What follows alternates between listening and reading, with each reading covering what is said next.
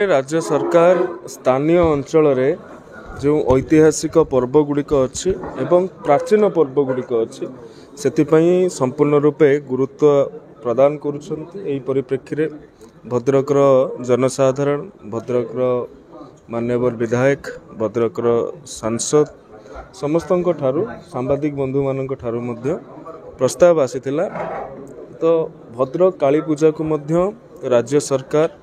क्यों भली भाव में अत्यंत श्रृंखलित सुव्यवस्थित एवं यार मौलिकता को बजाय रखिकी आयोजन करा जाई परिबो। राज्य सरकार तार संस्कृति विभाग तार किछि दायित्व नौ आज से ही परिप्रेक्षी में विभिन्न पूजा कमिटी मान को डाकिकी क्यों भली भाव में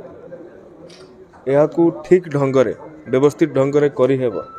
से विभिन्न प्रकार आलोचना करा जाइछि एवं केतेक प्रस्ताव मध्य आम मान तरफ मेढ़ पूजा कमिटी पाखरे रखा जाइतिला सेगुड़िक मध्य सकारात्मक भाव में ग्रहण करा जाइछि। भद्रक काली पूजा जेतिकी दिन धार्य हबार अच्छी ताहा पूजा कमिटी मानकर जो प्रकार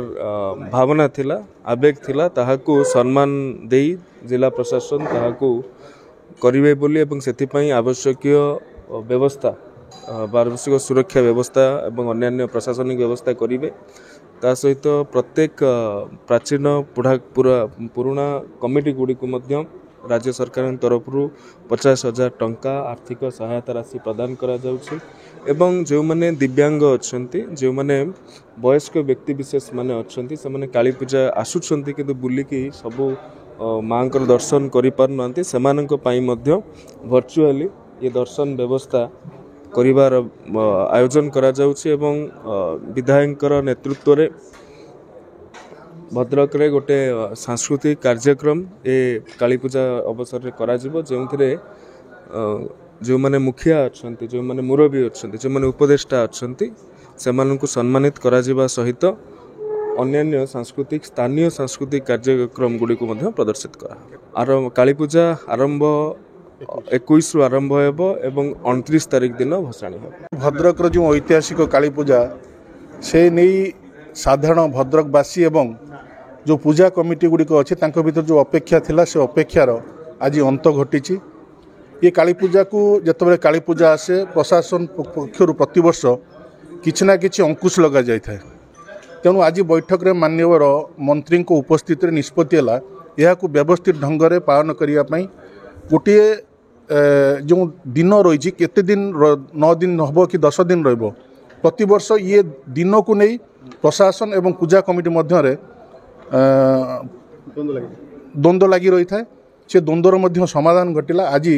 सर्वसहमति क्रमे बैठक में अनेक पूजा कमिटर सभापति संपादक मैंने उपस्थित जिला प्रशासन आरक्षी अध्यक्ष जिलापाल माननीय मंत्री को उपस्थित रे आज निष्पत्ति है यह प्रतिवर्ष एक रिजोल्यूशन माध्यम 9 दिन पालन करा जहाद्वारा पूजा कमिटी एवं व्यवसायी जो मैंने आसुचंद बाहर मन जो द्वंद्व रोला केते दिन सी द्वंद्वर मध्य समाप्ति घटिला। धन्यवाद देवी माननीय मुख्यमंत्री मोहन चरण माझी महोदय को एवं ओडिशा सरकार साहित्य संस्कृति विभाग माननीय मंत्री श्रीमान सूर्यवंशी सूरज को सी जो आज ऐतिहासिक घोषणा करिसंती प्रत्येक पूजा कमिटी को 50,000 टंकार प्रोत्साहन राशि देवाई घोषणा कर भद्रक विधायक हिसाब से माननीय मंत्री और माननीय मुख्यमंत्री को धन्यवाद भद्रकवासी तरफ धन्यवाद ज्ञापन करुच्ची एवं आपण मान माध्यम एक अनुरोध समस्त भद्रकवासी को ये पूजा जेपरी आगु को आउरी